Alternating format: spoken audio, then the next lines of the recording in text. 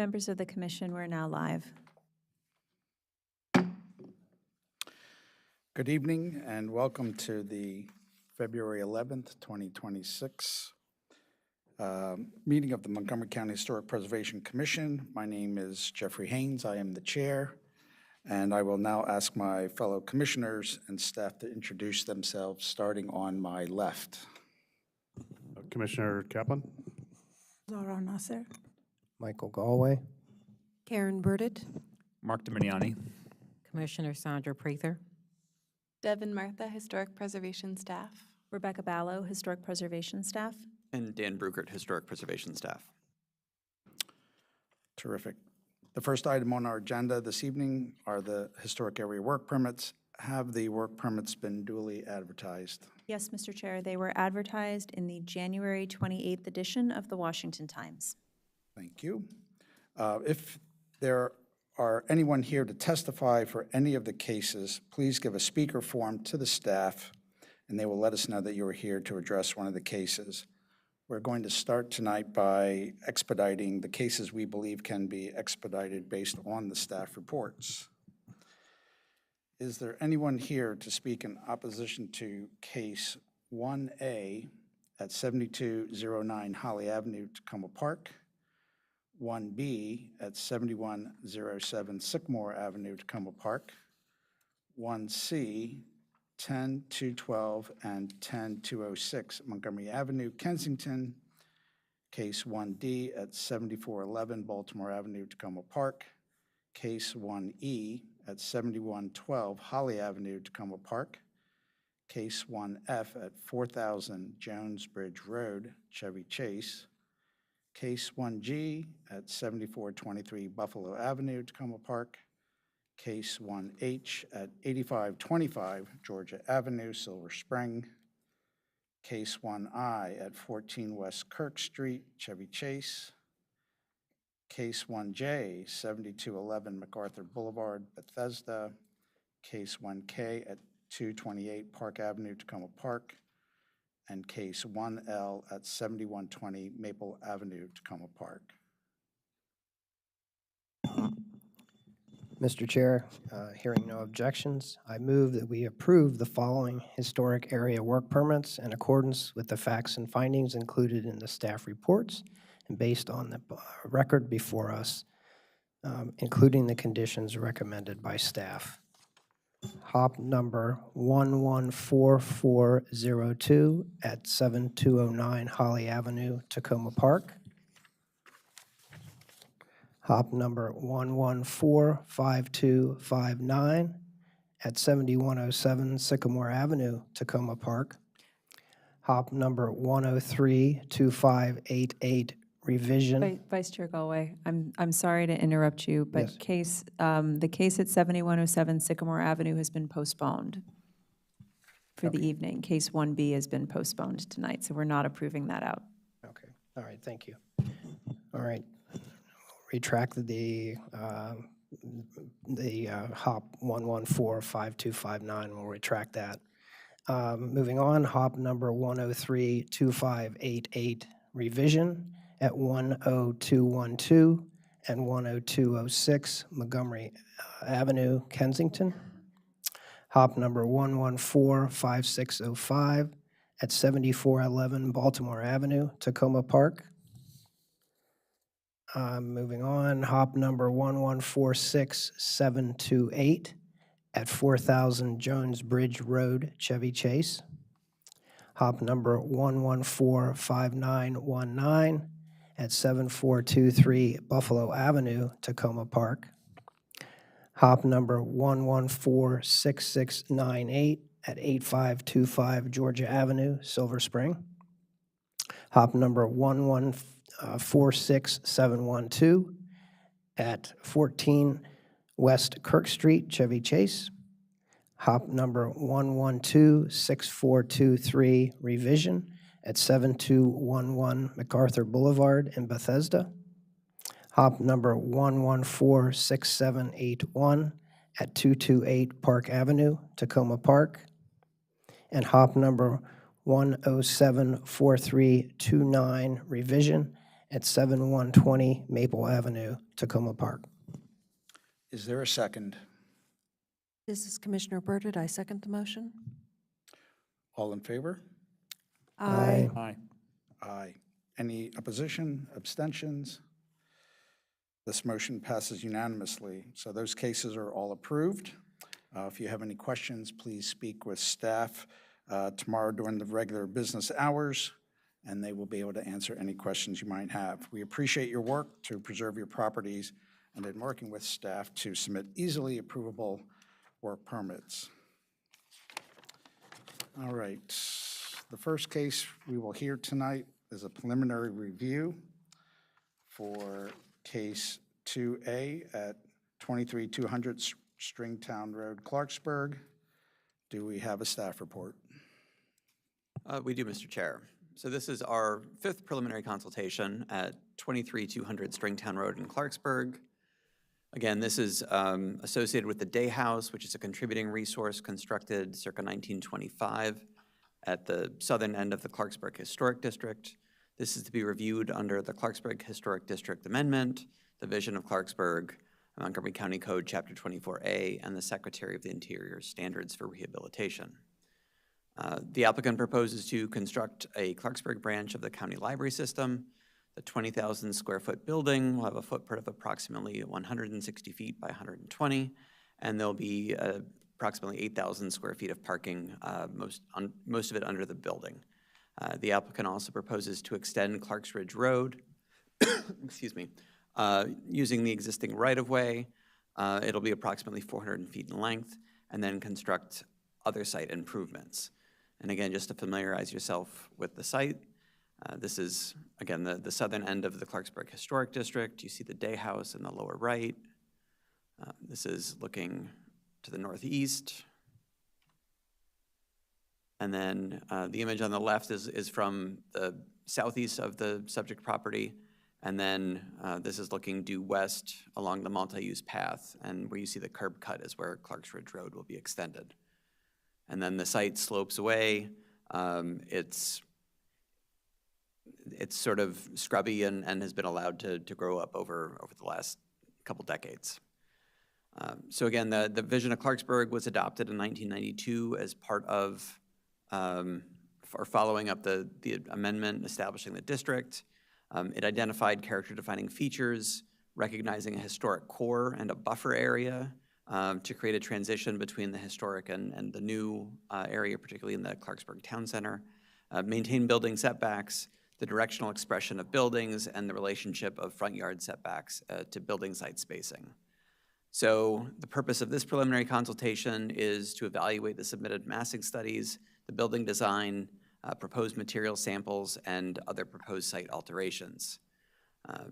As a design review, it's the HPC's evaluation of the design and materials that ensures that the project satisfies the objectives outlined in the vision and is compatible with the overall character of the Clarksburg Historic District. So real briefly, I'm just going to run you through the comments from the 4 previous preliminary consultations. The first one was sort of concept and placement. And the HPC was uniformly supportive of constructing a library on the subject property, and they supported the proposed location fronting Stringtown Road. Commissioners stressed that the massing of the library would be vital so it didn't loom over the Day House, and as one commissioner put it, the Day House needed room to breathe. And the commissioners encouraged the applicant to include more interior site circulation between the Day House and the library.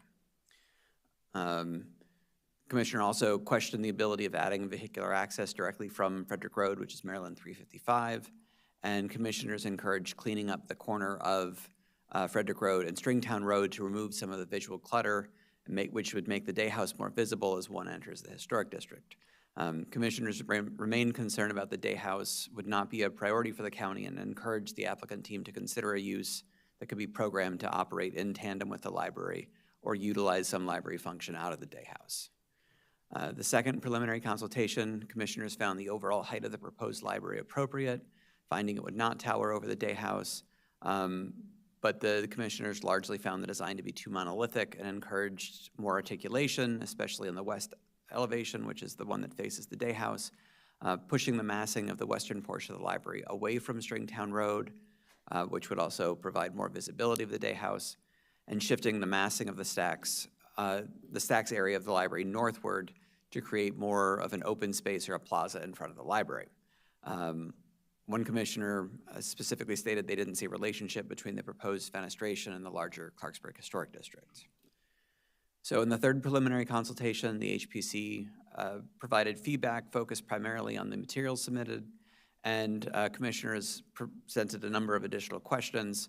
They requested information about the feasibility of breaking up the massing so that the front elevation was not a single uninterrupted plane, and specific recommendations included stepping back the massing on the front or on the right side so that the front wall plane aligned with the rear wall of the meeting rooms.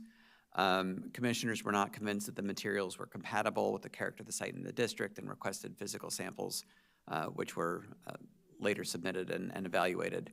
And again, commissioners encouraged the applicant to revise the design so it was more contextual with the surrounding historic district. The most recent preliminary consultation in December, the commissioner's comments found the design to be of its time but not of its place. Again, sort of what was Clarksburgy, or what made it consistent with the Clarksburg Historic District, was a question that came up repeatedly. Commissioners further supported breaking up the massing of the library so that it didn't overwhelm the day house or surrounding district. And then following that preliminary consultation, staff and the design team met twice to discuss methods of addressing the HPC's feedback, which led to the current submission. The site plan's been revised only slightly. The footprint of the building is largely consistent. The two biggest changes to the site plan are a rear elevation entrance for pedestrian traffic. So one wouldn't need to walk all the way up Clarks Ridge Road and down Stringtown Road to the main entrance. For controlling access to the library, one would still need to walk through the parking garage to get to the elevator and stairs, but there is a path proposed as part of that now. The applicant originally developed two design concepts. We just have a single image of each of those, and those concepts were synthesized into the new proposal that you see in front of you. So the elevation is broken down into several component parts. On the right, there is a barn or agricultural form utilizing red siding and board and batten metal siding. The shed roof center, which is standing seam metal roof over the meeting rooms, and then the main entrance has a front gable roof and is largely glazed. And again, the applicant provided a number of massing studies.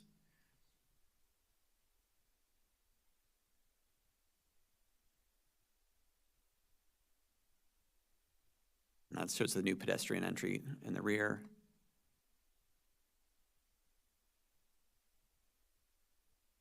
And then the section drawing of the library.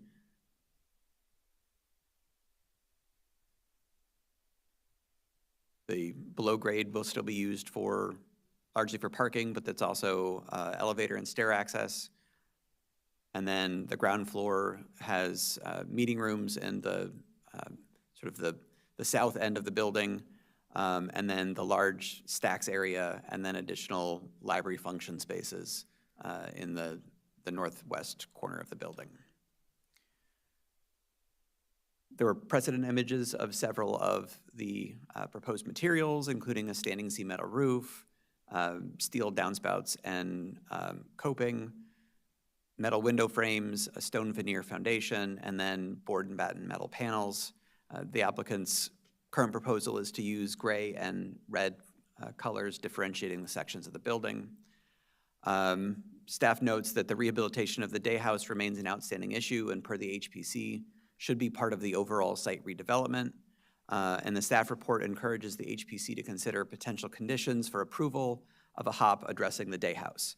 Potential conditions could include periodic updates and briefings as those are developed, commissioner participation in strategic development of plans, or identified benchmarks before the HP staff sign off on the final occupancy permits. As far as the current proposal goes, staff finds the library footprint and floor plan remain virtually identical to the previous submissions, The mass at the east, which is the right side of the elevation, is inspired by a front gable bank barn and is substantially taller than the previous presented designs. The larger mass on the right side helps to create a sense of balance across the full site. I think that the site elevation showed that. And staff finds that even though the building is now taller, because the mass is on the end farthest from the day house, that it successfully will not loom over the historic building. Staff finds that the revised design helps to introduce an agricultural character to the building, consistent with the district's rural village character. The use of color in the gable end openings reinforce elements of bank barns, and that the largely glazed gable roof covered entrance remains a focal point of the design.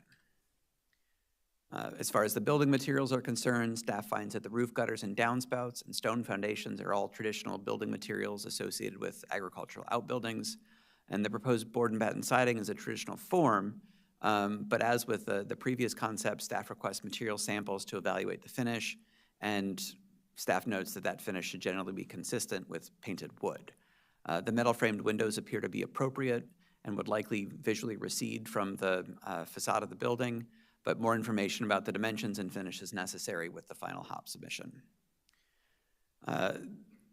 So staff notes that the roof was previously covered with solar panels, and staff finds that the roof can accommodate a substantial number of panels and encourages the applicant to submit a separate HOP once those plans have been developed, if that's still the plan. Additional site alterations submitted with the current preliminary consultation include a concrete seat wall to the west of the entrance, a county monument site at the intersection of Clarks Ridge Road and Stringtown Road, and a bioretention area that sort of follows the grade along Clarks Ridge Road to the east of the library. Staff finds the locations and identified materials for these alterations to be appropriate. So tonight, the request for the HPC is to provide feedback regarding the appropriateness of the heightened massing of the new building, the revised design of the proposed library, the appropriateness of the materials submitted, treatment of the identified site work, potential conditions for approval regarding the treatment of the day house, and then any other comments or recommendations, and I will answer any questions that you have about this concept at this time. Do the commissioners have any questions for staff? Looks like we don't. So we'll invite the applicant to come up and join us.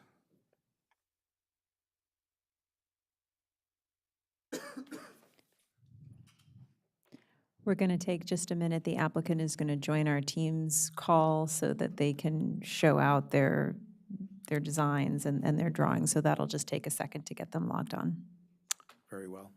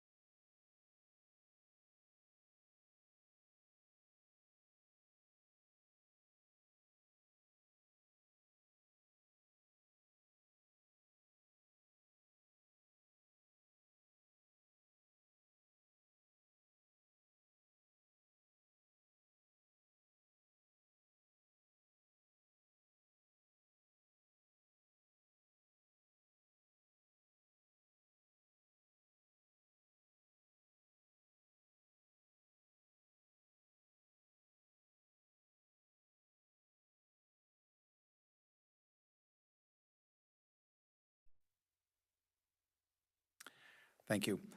If you would state your name for the record, turn the mic on till it goes green. Sure. And you'll have 7 minutes to make a presentation. Hi, good evening. My name is Antonio Rebello. I am the lead design architect for this project, and with me is Randy Hawkins. I'm Randy Hawkins. I'm with Montgomery County Department of General Services, Division of Building, Design, and Construction. And we appreciate your time. And we think we've got this one nailed down. This is going to be great. Okay. Okay, thank you. All right, so I'm going to minimize this thing here. Okay, we are excited to be here. We took all the comments that and the feedback that we got previously to heart, and we re-envisioned the aesthetics, the form, and the massing of this project per all the feedback that we got. We also exchanged precedent images with the Historic Preservation Office, with Dan and Rebecca. They were instrumental in helping us through this. We had 2 meetings with them, and we basically started over with the design, but we did keep the plan because the plan is very important for the functionality of the building, but we re-envisioned the massing, re-envisioned the character of the building, and we started doing that via sketches instead of the computer drawings. We thought those were actually quicker. We actually did a fair good amount of those sketches. We did have these precedents that staff shared with us. They were great. We totally agreed and embraced the idea of the barn typology in this rural setting. We think it was a beautiful suggestion, and we took that, and we also had some thoughts about how we can incorporate this into the building. We are all familiar with rural Maryland, and when you go around, you see barns that are wood color, that are natural color, that are red in color. That some of them even are metal panels in them as well, metal siding. So we're looking at this building kind of like embracing that, and so we started doing some studies, and these are some of the ones that rose to the top, where we celebrate the entrance and make that a focal point as you come in, so it's unmistakable. The entrance is there. It's still at the corner closest to the day house. And then we express the functions of the building, like the meeting rooms with those 2 windows, and then the large reading room of the library as this barn form on the side. So with that, we also took the idea of gable roofs and pitched roofs, which are natural forms that you see in rural areas, and actually matches well with the day house, and assuming the same color. This is an early sketch where we were thinking that we can open up maybe the wall that faces north a little bit or northeast with some glazing, and then introduced an entrance in the rear for the folks that come from the neighborhood in the new road. They don't have to go all the way around. They can just come in the building, but obviously they would have to go to the elevator like everyone else that comes into the building to the garage. This shows the first ideas of the back there with a little porch. This one introduces slightly different thought for the entrance and a different color scheme with the red barn. And then we went back and forth and we studied even the idea of a separate mass form on the side of this barn shape element in the rear, with the base being in stone. When I say stone and wood and these things, we are assuming that we can make things look like these elements, but we have to use products of our time that are more durable for public civic buildings that don't require the maintenance that some of the more traditional materials do. So these were some of the thoughts that kind of meshed together into our design. The current design incorporates a lot of the comments that we've had in the past. We think it's the connection between the day house and this building is fairly successful with that exterior green space that has a path that connects to the garage that folks can come in directly from the garage to the day house in the future. And also the main entrances of this building. So the current proposal, again, this is a hand sketch. The colors are approximate. They're more of a diagram than anything else, but what we are saying is that we envision a composition of a palette of two colors mainly for the walls, being this juxtaposition of the red barn look and a gray look as well. We were thinking that it could be board and batten look. They won't be really board and batten for real, but they would have the texture and the shadow lines of the board and batten. And this is kind of like a crude sketch that shows how we can accomplish that and have that entrance with that gable. And then as we go around, perhaps that facade again has a little bit more expression with glass. It's not a contemporary look, but it's one that even with calm lines, I think we can make it fit really well on that side. But we went back and did not make the idea of two volumes or two shapes there, but rather let the roof be simple and flow all the way to a gutter and to downspouts.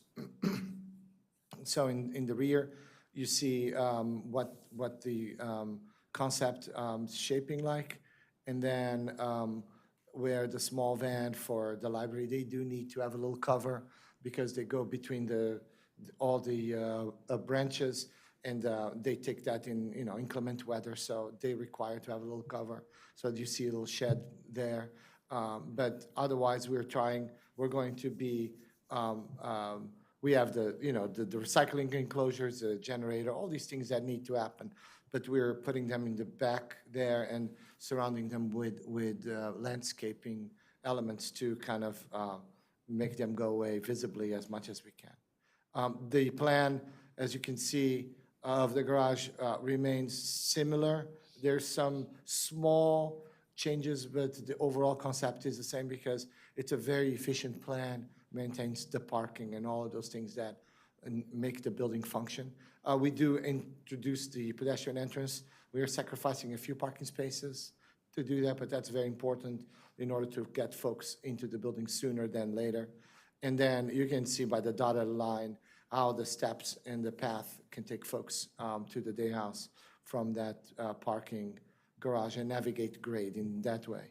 On the upper level, the plan is very similar. There are a few changes, obviously. We're going to eliminate the columns in the middle of that barn shape, and we're going to have trusses, and we're thinking about even wood.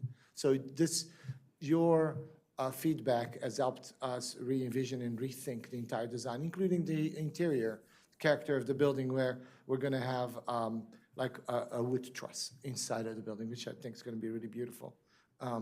This is kind of like a very crude section. Don't pay much attention to the thing. It's just an idea how we're envisioning all the way from the elevators you can see on the left, or the stairs, the corridor that leads you from that entrance in that compression zone, and then going into the main spaces. One important thing here that I would like to mention, questions about the equipment on the roof.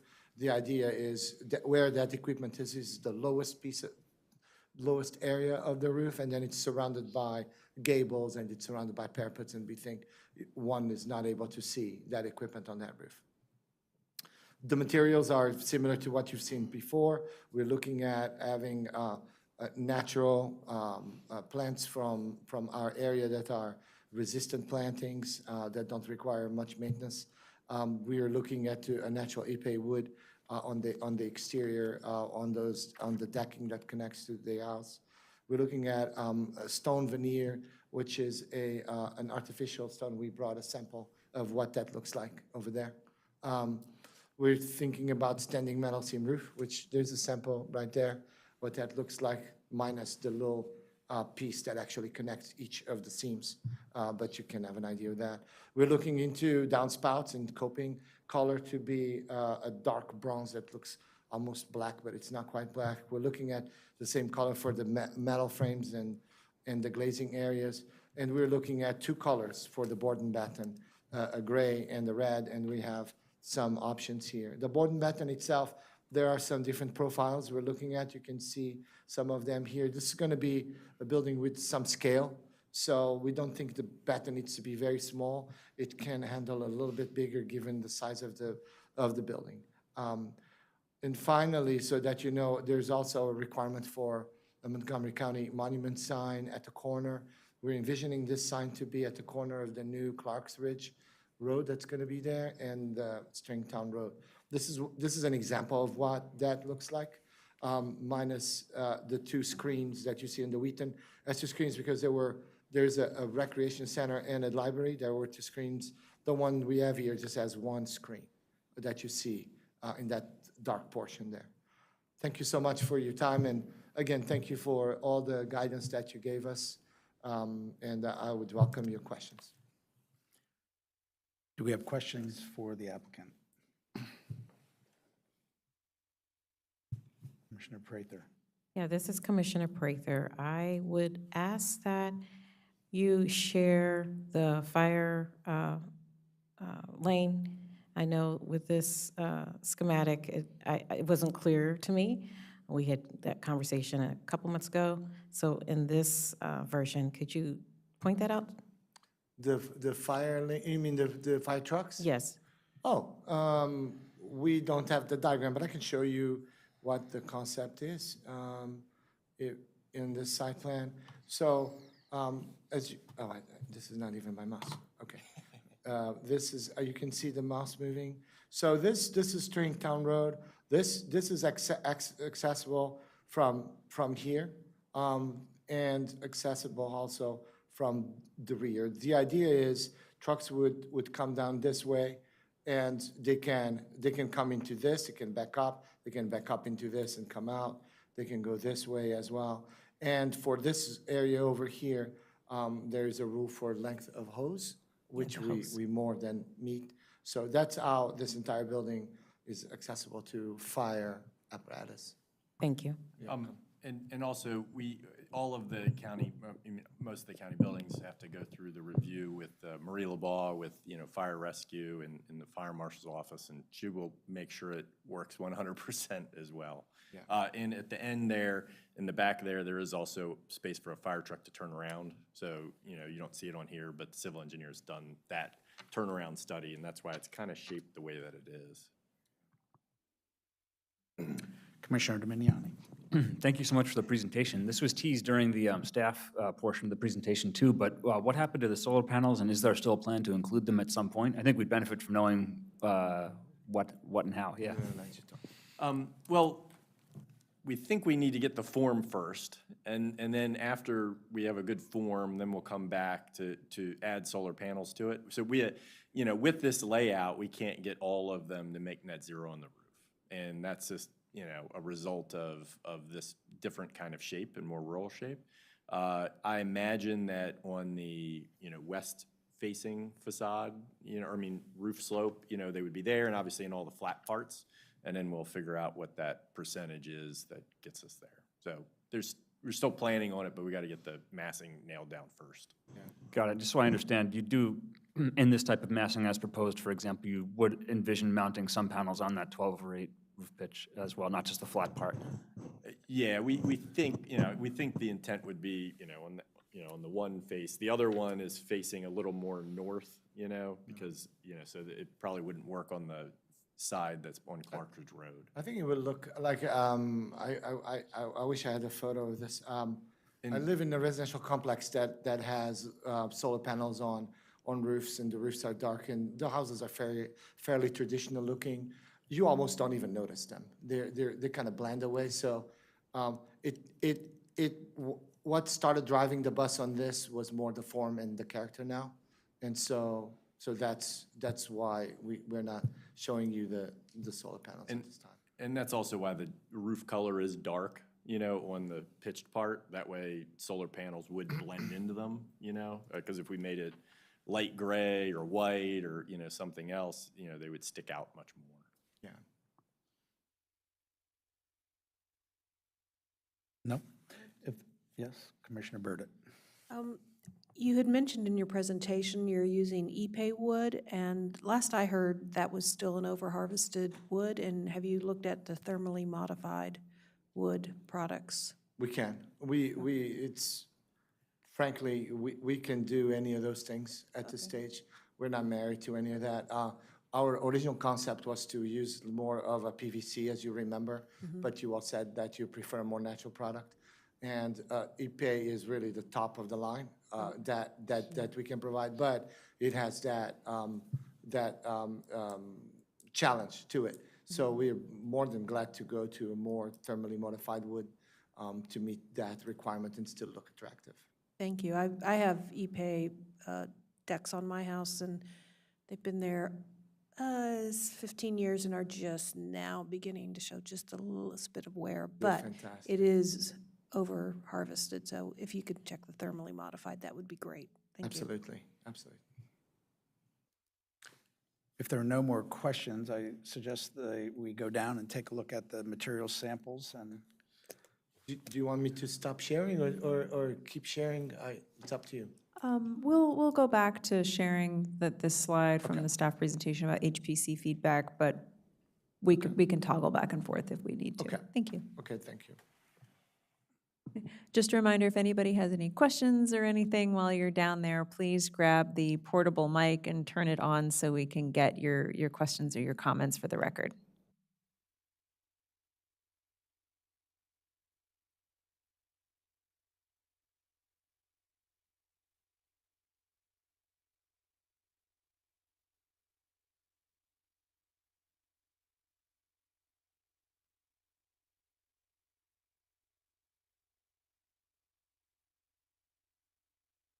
Randy, can you also speak into the mic so we can get your comments? Oh, this just turn it on. Yep, 111. thank you. Yeah, we were hoping to get some initial feedback on the profiles for the, board and batten type materials, and also on the stone and the colors. We think the grays for the roof is pretty good, but we also have a color chip set there as well if we need to.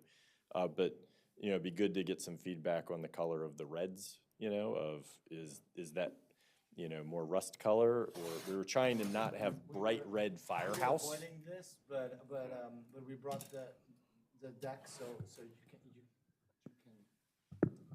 what you think. We were going more to something like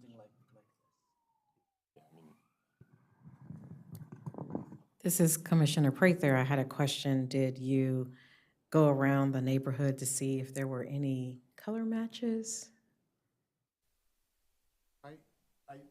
The answer is yes, because we actually know the neighborhood and we have photographs. There is one building, just one, that is red in that area, and it actually it's in between this. We don't really have a metal sample. It would have to be like a custom color or something like that. Thank you. Yeah, sure. And be careful with the sharp edges. The other thought too was on the elevation, if it was all one color, it would just kind of, go blah. So we thought having kind of a more red or earth tone, over on the right side on the main library would be a little better than having the other parts be gray. What do you think of this? So this is the color for the copings that we're looking at for the frames and all that. So it's kind of like this dark bronze. But for the gray, we were thinking that the walls more something like this. And you can compare it kind of like that. So this is kind of like what we were thinking, but we would love to hear what you think of that. So that's. Yeah, basically, do you think more of this deeper red or the slightly more coppery, or?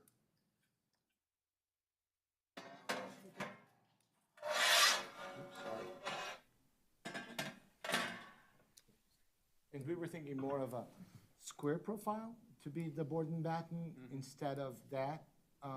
That's kind of cool too. You actually see that in some barns, in real barns, but maybe this kind of thing looks a little bit better. I think the square seems a little more design related versus the slightly, chamfered profile seems more industrial building. That's the really big area.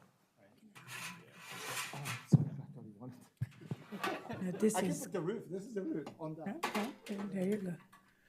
I know I personally like it slightly deeper, Antonio slightly less, so But it's whatever Make our you lives prefer, easy. whatever you like. pick one. I personally like the darker shade. It stands out, and I think that's something you want. Okay. The rectangle profile creates better shadows, I guess. Oh, yes. This one might kind of fade the angle, like kind of fade the shadow. But yeah, overall, nice. The gray color? If you go with the dark red, I would do that, but if you go with this one, I would pick a cooler color, maybe to just kind of balance it so it's not all too warm and too, you don't want to get dull. I mean, I So agree, I think that kind of color combo there looks. that color combo to me is nice. together. But if you want to go with this one, I would pick a cooler gray, something that is a little bit less warm, but yeah, that's my. We can even pick it now. No, I mean, these are suggestions. But anyway, we thought you would like to see, to have a feel for what we're looking at and see how we totally reimagine this building. This is a new, so, Yeah, we think we added a few good features, especially in the back with the entrances coming in, out of the rain quicker. This is Commissioner Dimignani. I also tend to agree that though the darker color, I think, is more favorable. I know we had reviewed some photos of example structures around the area previously that had actually just naked wood or wood tone. Yeah, exactly. And I actually believe that the orange option is becoming a bit too close, actually, not high enough contrast maybe against the stone and other stuff. The darker red, I spent some time out in the ag reserve and stuff. The darker red seems to make more sense to me for the county. But I do agree with Commissioner Nasser that the square board batten profile is probably going to be favorable with the shadows. And then I think with the just sticking to maybe like a rural instead of industrial look. I agree completely. The black roof is something maybe we can talk more about. I understand the impulse to hide the solar panels against it, but I wonder what the other commissioners think if black is the best matchy-matchy option here. And then I'm wondering too about maybe like a thermal load of a big black roof too, something to consider maybe if, I know we had been going over the math, the number of panels required, and if a black roof is going to affect.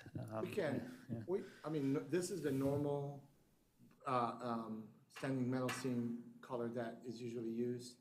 There can be, for an upgrade cost, we can get some other color that is different, like dark gray or something like that. If that is something you would like, that's for sure, we can do that. But we, you know, we don't have to decide that exactly right now. Just for the purpose of the discussion while it's here, yeah. Yeah, I think your point's well taken, and so like that one you can see is black. That's black. This one's like, you know, a knocked down, you know, kind of light gray, and. Yeah, I'm looking at Again, under on these that- lights, not in the sun, I guess, yeah. And on that pitched roof, the one that's on Clark's Ridge is almost all north, right? So that one's not gonna have a ton of heat load on it. And then the one that's facing much more south, you know, and the one that you would see from the intersection, that one, if we cover most of it with solar panels, it's gonna look black anyway. You know, because, you know, almost all of our roofs nowadays are white, you know, inside because of the solar reflections. So when you saw on the roof plan that's shown on there, all of that in there is white, you know, so really, your point's well taken. Another thing Thanks for that- explaining, I understand, yeah. Another thing is kind of nuanced, I don't know if you care about these things or not, but another thing we're thinking is, I know that we talked about that, is to design it so that the panel is actually somewhat proud of the stone and not this way. And we're looking at having a transition piece between the stone and the metal, but avoiding the metal to be behind this and have this be proud, be more like a coplanar condition. Or even a little Or out, even out that like, way it out like that. doesn't have a So- ledge to collect So you snow can see and how water. how that would look. the building. Would it have a water table transition? Or I mean, no, in reality, this is the base, because we have that condition of the basement, of the lower level, and that it would become too much to have the lower water table, we thought, so. Anyway, so This is Commissioner Kaplan. I was in agreement about the deeper red. I feel like it looks closer to what you're trying to emulate, like a barn, without, being so red that it looks like Disneyland. It's a colonial red, that's the name of this thing. But when you put the more orange one with the stones, it actually didn't look that bad. It looked a little more weathered. So I think, I thought I preferred that, but I think I'm on the fence. I think both of them are workable. Thank you. This is Commissioner Haynes. Yeah, I would agree with that both colors work. I could support either color scheme, quite frankly. Looking at this more orange color probably relates a little better with the color of the stone, in my opinion. But either works, and I think you're on the right track, color scheme wise. Maybe the roof is more of a deep bronze color than black, but again, I think in 3 dimensions, the perception from the street is going to be of the siding of the stone, and the roof is kind of tertiary. I mean, it's there, but it's not prominent in the visual view of the building. So let's keep that in mind. I think the batten dimension, whether it's this or that, works scale-wise. Probably the larger batten scale-wise is a better choice, but I leave that up to your expertise. Anybody else? This is Commissioner Galway. Regarding, usually I don't do color as an engineer, but when it comes to the roof, if we put solar panels on and the roof is lighter than the dark black solar panel, we start to create some stress level. So you have 2 different colors, and you can start to delineate the difference between the roof and the solar panel. So as an engineer, I would say stay away from black from a thermal standpoint, but if you're going to fill it with solar panels, then at that point, I would want the color of the roof to match the color of the solar panel, so that because otherwise we have another battle on our hands.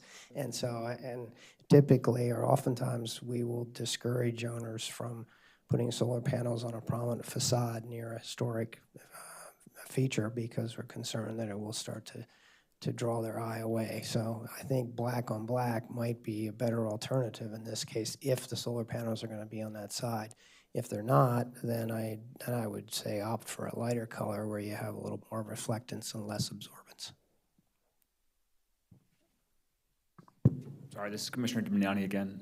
A question about the El Dorado stone, which I'm noting is kind of tan, yellow, orange tones in general. How did you arrive at that selection? And were there other products, perhaps more gray colored stones that you'd reviewed as well? There are other options. Yeah. This was the one that we felt would be more natural. With the geology there and the few stones that we see, it seemed to match. So it's a good-looking stone. So yeah, I wanted to see if you arrived at it based on what you were seeing up there. Yeah, and also, like if you put a dark, gray, a lot of it's got to kind of work with the metal panels. Like you don't want it to all suddenly be like a white. Obviously, there's no real white stone up there, but if you just have like regular gray, stone like you see, it doesn't quite blend as well. So, a little bit of the aesthetics with it. We're going to have quite a few site walls as well, in the stormwater management ponds and also between the day house. Which we plan to do. Yeah, and then we also added the extra feature in the front to kind of add the library name on it and the seat wall to kind of tie that all in a little bit, so you kind of get the same stone from all the way from the day house all the way to the other end of the site. Got it, thank you. And knowing that the seat wall and the other walls you're envisioning to be this material too is helpful. Thank you.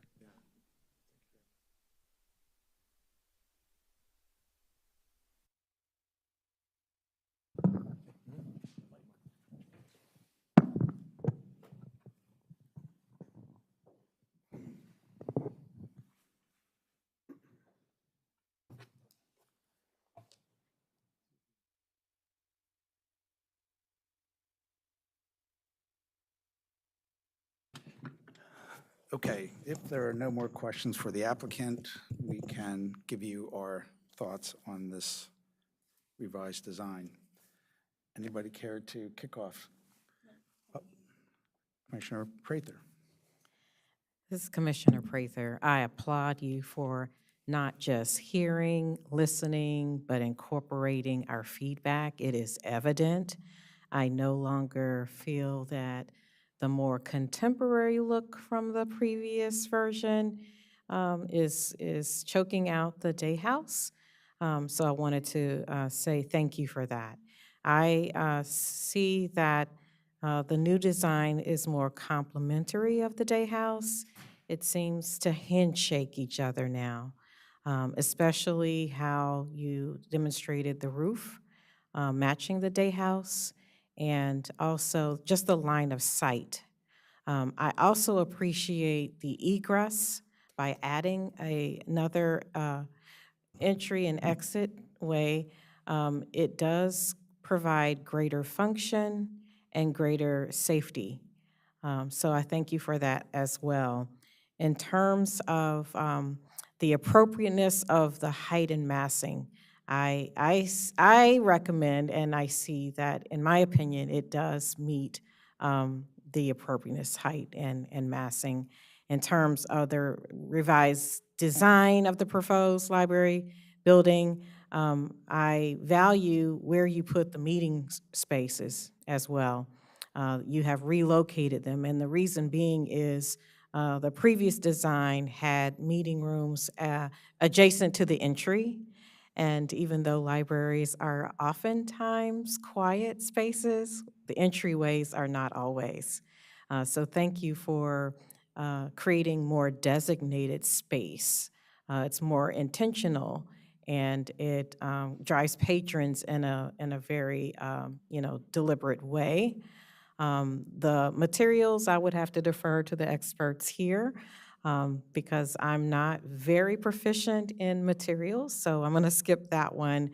But in terms of some potential conditions for the treatment of the day house, oftentimes, developers, there's a wish list, but it may be unstated or not written. I would really love to see a plan and a proposed phased approach to the day house. So I would like to see it in parallel with the building. Oftentimes when a project is deferred, sometimes the time is not of the essence, and it's an afterthought. And so I would love to see more concrete scenarios, examples, use cases with, if not definitive timeline, when we talk about the acronym of SMART goals, certainly something of substance, then it's there and we know it's there. I would love to see more incorporation. So thank you again. I applaud your work.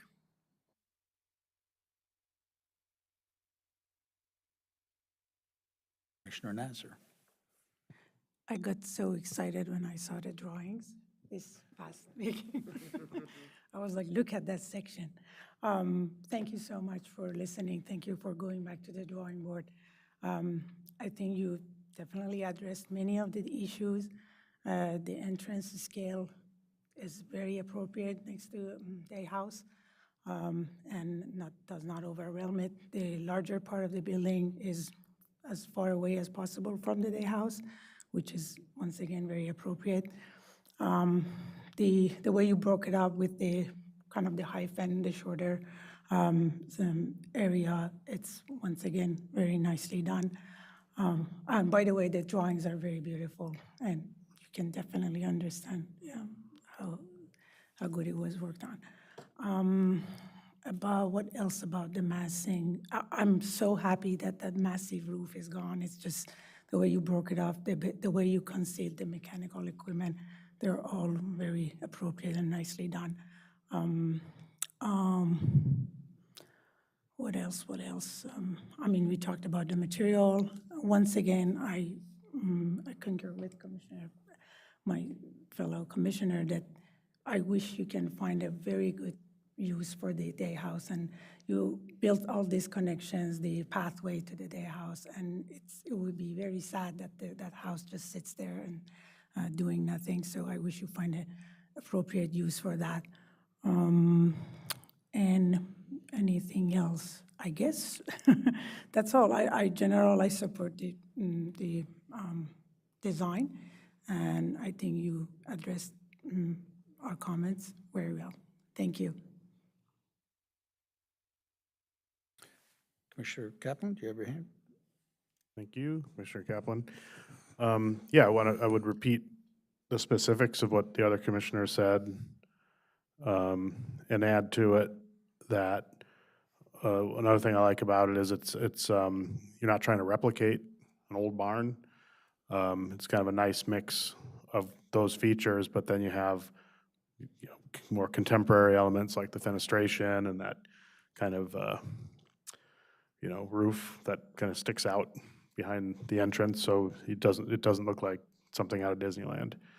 And especially with a library, you want to have a lot of windows.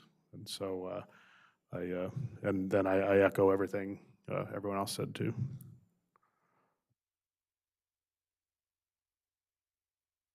Commissioner Galway.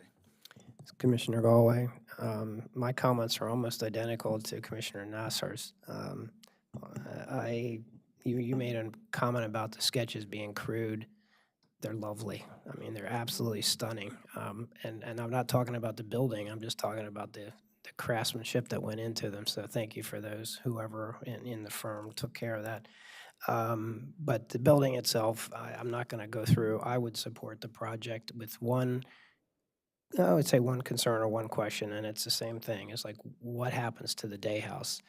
And I'm sure you have the same concern. It's like, you don't want that just to sit there empty and fall apart again. And so is it a special part of the library for book collections? Is it could it be turned into an ice cream retail kind of venue where people go to the library and then they go to sit on your nice little circular wall there, and then they walk over and get something to eat? Or, I mean, there's just, we almost have to think outside the box as a county, and what could we do with that to make it vibrant, not just make it, a house that's going to sit there and just be there. That would be a shame. So other than that, yeah, I could support the project, and I thank you very much for coming back a fifth time with something that you can tell has been quite a success from our standpoint. So thank you.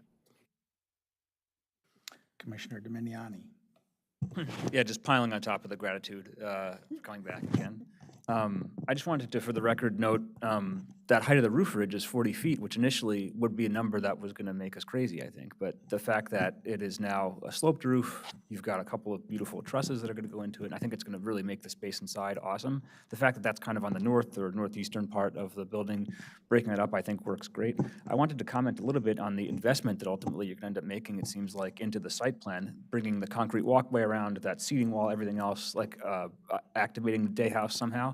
I wondered if, with staff, this is a question for you, what type of potential conditions we would have. It seems like, for example, welcoming an update, this investment's going into the site to try to draw the day house into the library. Would we welcome an update kind of like when a tenant is identified? Like what exactly, in order to make a hop more attractive, what sort of condition kind of would we add? Because I tend to agree that making sure that that's a part of the project, and it seems like the applicants are doing their best there, but I'm curious what's an option for us. Well, Yeah. so, I mean, the two projects that spring to mind are the Spencer Car House and the Cedar Ridge Church property, and then most recently at the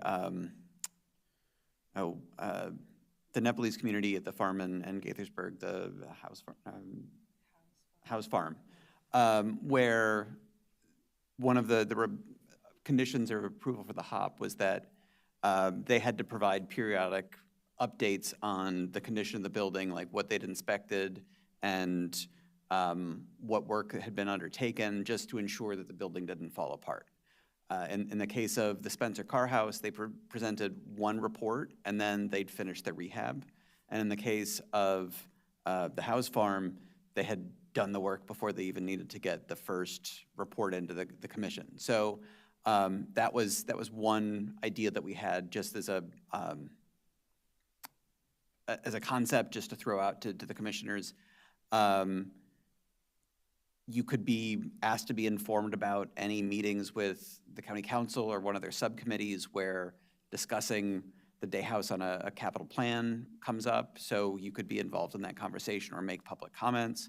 I don't know if there are any other subcommittees that the county has that would discuss the rehab and use where you might be able to be participants or just sit in on those meetings. So finding ways to be informed is sort of where we really came down on this. We certainly would encourage the HPC to write a letter to the county council to encourage getting the day house on a capital plan because it currently isn't. Okay, so right now, Supervisor Ballo, Director Ballo says we need to get that on in the plan because they're working on the budget to make that. Well, I guess that's a question then back to Randy, not to put you so much on the spot and sort of make this a circular discussion, but right now, the county council is having all the public hearings right now on the CIP, on the FY 27 to 32 CIP, and I didn't see anything I don't recall seeing anything about this, but then I don't follow the DGS, CIP budget very, very closely, to be honest.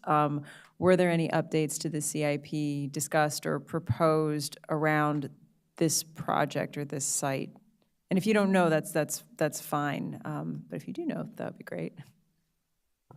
I wish I brought it with me of what the proposed one was, but I wasn't expecting to answer that. I know there's been a lot of discussions internally with it, and also trying to add some language into the CIP project description form or PDF, for this project that, the day house, is up and coming.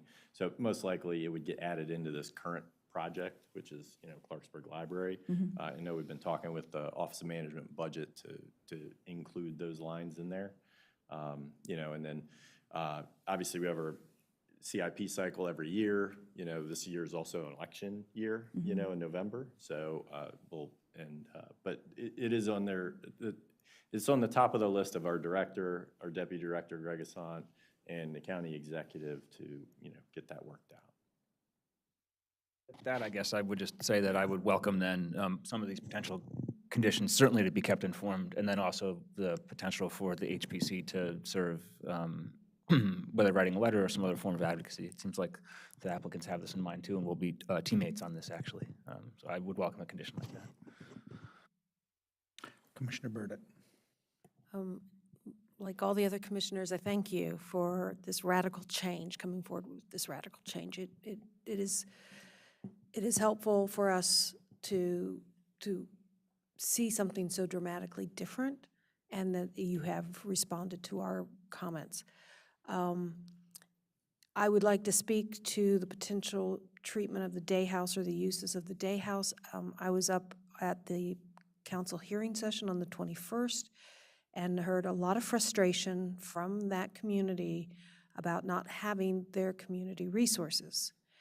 And giving them a library is a big resource, that is true. But one thing that was mentioned was there was a lack of community gathering places within each one of those pods of housing. And I remember back when Clarksburg was first planned or first brought out as an option or a proposed plan was it would have this town center with all this housing. Well, the problem with that is you have to always drive to the town center. And this library will provide one of those community resources for people to come to the library and do the library things. But you can't have necessarily every community gathering in the library if it's going to be noisy or of a particular type. You need something a little bit off and away from the library functions. And I think the day house would be that function, particularly you can't, everybody says, oh, go to the coffee house and you can have your book club or whatever. Well, no, the coffee house doesn't really want people sitting around for 3 hours taking up all the tables unless it's their worst hour of the day. this day house could be that place. It could be the place for the Mahjong Club, and it could be a place for, readings for kids or book clubs for adults or discussion groups, whatever, a meditation group. It could serve that function adjacent to the library, which would be a good spot. There'd be parking there that they can use, and it can become that community node that is necessary for the community to get to know each other and to understand each other. And right now, there's just so much frustration up in Clarksburg at their not getting their amenities, their community resources, and also there was no gateway. Clarksburg is the gateway to Montgomery County. And there's no gateway. There's nothing there. And at least this, on the edge of the historic district, would be the gateway into the historic district. So at least one spot in Clarksburg would be a gateway. So I would recommend, you keep an open mind about what the use of the day house is. Keep it open, keep it flexible, and keep it free. Because when you lose a low-cost community gathering space and it's replaced with an expensive community gathering space, it doesn't set right. And I live in Silver Spring, so that's what happened to us. But thank you very much for making these dramatic changes. We know it's been very frustrating for you, and it's been frustrating for us, and it's much nicer that both sides are on the same page now. Thank you. Well, I won't belabor the point. I think you are hearing support for the project. We're very pleased with the revised design. I too appreciate the drawing graphics. I'll just throw that out there as an architect. So whoever's doing that should continue to do that. You've heard our comments regarding the day house. Hopefully, we can make that integral part of the plan going forward in some capacity, and record keeping will be important on that. Staff has our comments. You can retrieve them from them, but we are generally supporting your revised design here today, and thank you for, again, all the hard work and dealing with the frustrations. No, we think it's been productive and it's a better project because of it, so it's good. Yeah. And just to follow up on the CIP, so on the OMB website, on the county executive proposed for CIP updates, which have to be adopted by council, we did add this. I wanted to make sure it was actually there. So it says the Department of General Services and Montgomery County Public Libraries are exploring the incorporation of the day house into the programmatic needs of the Montgomery County Public Libraries. The project already includes some site development improvements of the day house property to promote physical connectivity to the new library.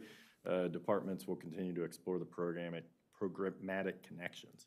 So we did add that into the actual CIP project. So that's how a lot of this stuff gets added, and then slowly funding gets added to it. So. Great, thank you for that. Just one last comment.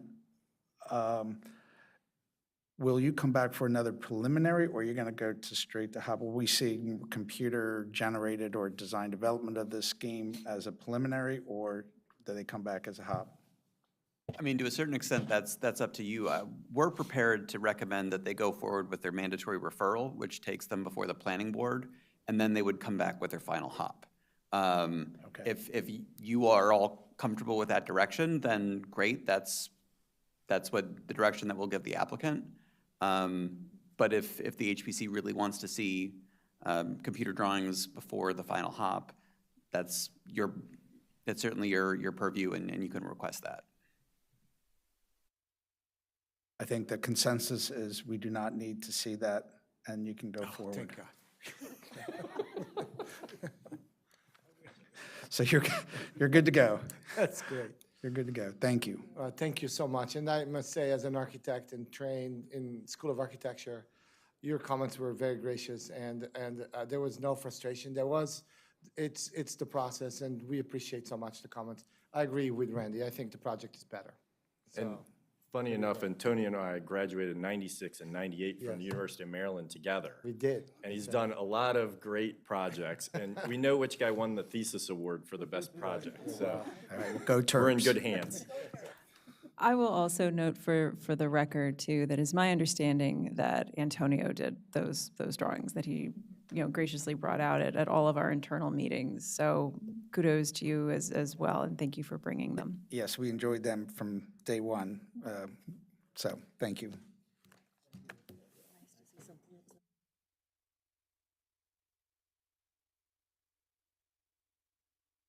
Okay.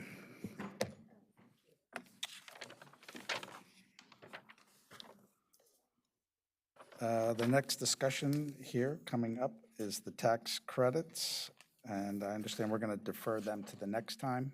We are going to defer them to the next time, and instead we're going, we should treat this as a discussion item. Staff had wanted to bring up an issue that has come to our attention, was brought to our attention by a member of the public who is attempting to complete their tax credit application for work that was done last calendar year.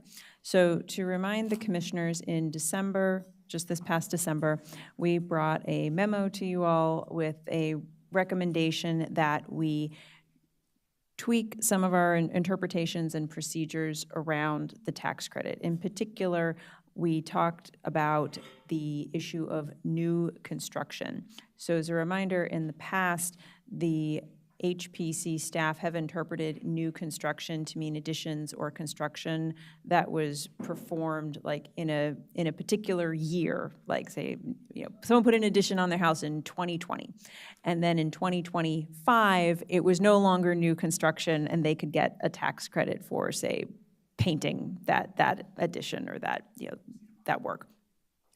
When we were looking at a lot of our tax credits, what that led to was that we were approving tax credits for decks. We were approving tax credits for additions that were maybe 15 or 20 years old, and when we were looking at the language and the spirit of the historic preservation tax credit law, that didn't seem to quite be in the spirit of the law, to recommend approval to the Department of Finance for work done on these newer parts of the house. So we recommended to the HPC that instead we consider new construction to be anything built on a house in a district or on a property after the date that it was designated. And the HPC accepted that change in interpretation of the language. So that's how we have started to look at our tax credit applications that have come in. Now, a member of the public who did some work on their house in 2025, when they came through and they had their staff report for the HOP, the staff, when we were looking at it, we didn't have that updated guidance. We weren't really thinking of it in the beginning part of the year. And so our staff report said that all of the work that they had done would be considered eligible for the credit, even though now with this new guidance, it is not. So I said that I would bring that back to the commission as an item of concern.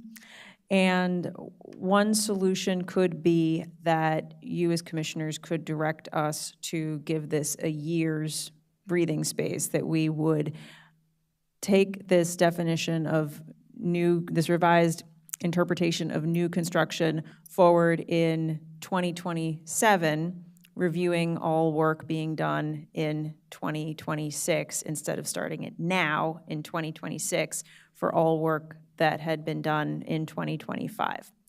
One slight issue with that, I'll say, is that at the end part of 2025, we started to revise our staff reports in anticipation that you might adopt this new guidance. So we started to give people the advice at the end of 2025 that no, these items probably wouldn't qualify for the tax credit. Also with the caveat that we often tell people, just apply. Just apply, just put everything in there. There might be some items that do qualify, some items that don't, and that we don't end up making the final determination anyway. Neither do you all. It is the Department of Finance, and they should just apply. So I know I talked about that in kind of a circular way, but back to the crux of it, the issue is whether or not to keep this new standard that our definition of new construction will change, has changed now, and that we should apply that to all of the tax credits for work done in 2025, or should we delay it for a year until 2027 and allow this year to really communicate with the public that we have made this change in how we are interpreting it. And if I have explained that, if I haven't been clear, please tell me and we can talk about it. But that's the crux of it. Questions for Rebecca? Commissioner Prather. Commissioner Prather here. In the spirit of change management, I do encourage more communication and time. It would minimize lawsuits and frustration and a whole lot of other confusion. That's my opinion. I understand what you've done, and I think to course correct, it does take a little bit more time, education, partnership, and yeah, that's my opinion. So would you push it to 2027, kick it down the road? So I was wondering why the 1 year, and is it because of time needed or the balance sheet, or is there another reason? The reason has to do with how the tax credit program is structured. So the way the law is written is that by April 1st of a given calendar year is the deadline for accepting applications for work done in the previous calendar year. So that's sort of what we mean by that. So by April of 2027, we would have the entire batch of applications that would have been for work completed in calendar year 2026.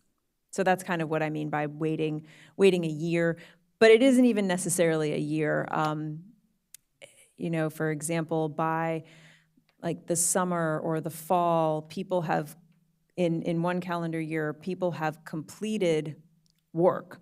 So they can apply in 2026. We just can't look at it until 2027, if that makes sense.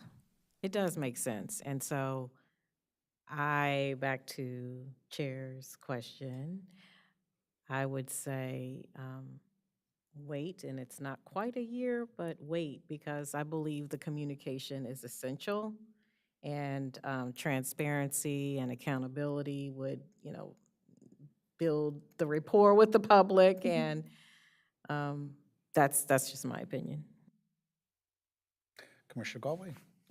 This is Commissioner Galway. I would agree with Commissioner Prather, but I would also be concerned about those parties that you said would not be eligible and sort of turn them away. And I don't know whether there's an opportunity to go back to them and say, listen, we've gone ahead and extended it. So, and I know you said you encourage the owners to submit all their stuff, but I'd be just as concerned from a legal standpoint of telling somebody, no, you can't, and then turn around and change the rules on them. So I don't know if there's an opportunity maybe to reach back out to them and let them know that, we would extend it. I would be in support of extending it as well. It's very typical, even in our industry, when codes change, that there's a year grace period between when it was adopted and when it's enforced. And it doesn't prevent people from going ahead and doing some work that there may be some uncertainty, I guess, but in this case, we would eliminate that by extending it a year. So I would be in favor of that. Sure, okay. One thing that we do as well is that we send a postcard, we send a mailer to every owner of a property that is in a historic district, whether they are a contributing or a non-contributing resource or a vacant parcel.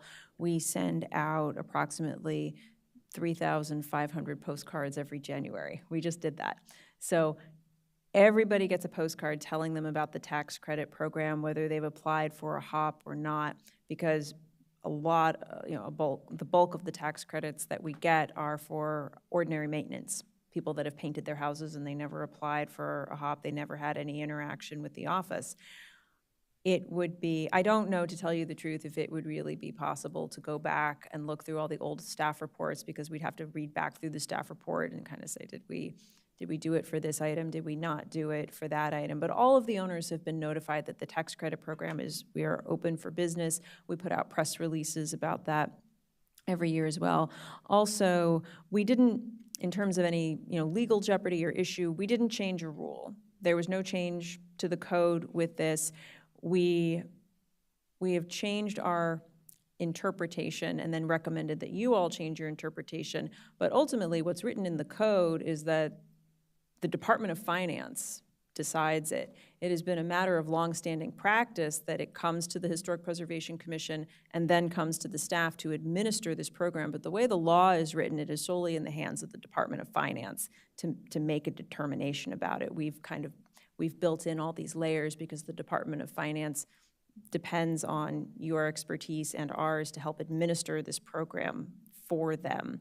So the only appealable decision is ultimately that decision by the director of the Department of Finance, and then there's an appeal structure that goes to the Maryland Tax Court if somebody appeals the tax credit. So we, as Park and Planning or even Montgomery County government, we're not involved in that at all.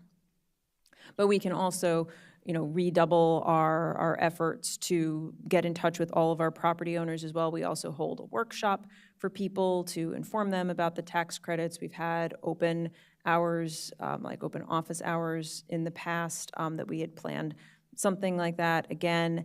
And what else? My goodness, what else do we do? Am I missing anything that we normally do? No, that's a lot of it. Well, we have updated our website as well with all of this new guidance.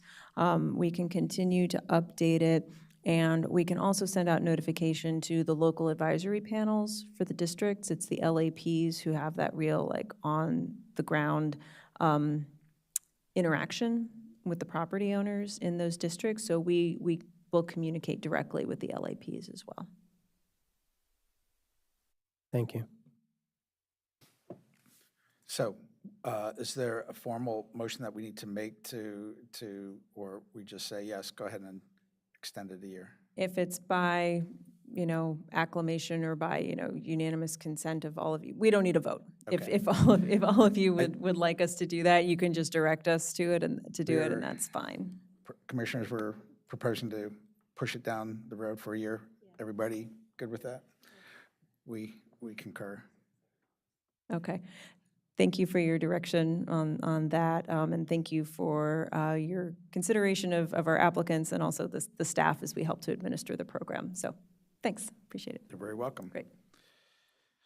All right, next up is the minutes for January 21st, 26. Has anybody read the minutes?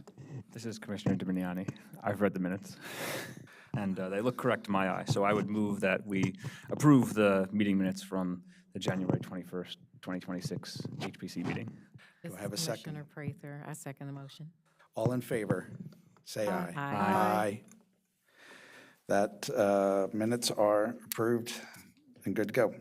Do we have any commission items? I think we've discussed all the commission items in the work session. I don't think there's any new ones. Any staff items? No staff items. If there are no staff items, then I call this meeting adjourned.